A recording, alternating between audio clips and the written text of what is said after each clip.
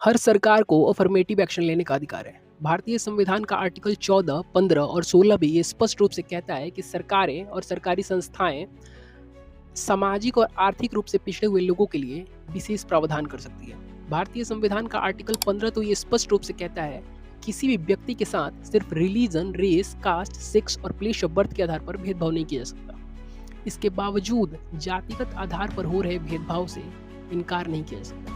रोहित वेमुला जैसे कई छात्रों ने जातिगत आधार पर हो रहे भेदभाव के कारण अपनी जानें गंवाई हैं। और इसी कॉन्टेक्स्ट में यूजीसी ने एक रेगुलेशन जारी किया है, promotion of equality in higher education regulation 2026, ताकि शैक्षणिक संस्थाओं में जाति पर आधारित हो रहे भेदभाव को खत्म किया जा सके। हालांकि ये 2012 के एक्ट का ही एक्सटेंशन है, जिसमें ST/SC के अलावा OBC, महिलाओं और विकलांगों को भी जोड़ दिया गया है। पर यह एक्ट ही पूरी तरीके से बायस्ड और नेचुरल जस्टिस के खिलाफ है, जिसमें सामान्य वर्ग के छात्र को पहले ही दोषी मान लिया गया है। यही कारण है कि झूठे और बेबुनियाद आरोपों से निपटने के लिए कोई स्पष्ट प्रावधान नहीं है। साथ ही इसमें भेदभाव की परिभाषा भी बिल्कुल ही अस्पष्ट है। एक सामान्य वर्ग का छात्र भी जातिगत पूर्वाग्रह का शिकार हो सकता है। उसमें फर्जी एलिगेशन लगाकर उसे फंसाया जा सकता है, उसे मानसिक रूप से प्रताड़ित किया जा सकता है, साथ ही साथ उसके एकेडमिक करियर को पूरी तरीके से बर्बाद किया जा सकता है। ऐसे अदूरदर्शी और पूर्वाग्रही नियम सामाजिक समानता तो दूर, सामाजिक असमानता की खाई को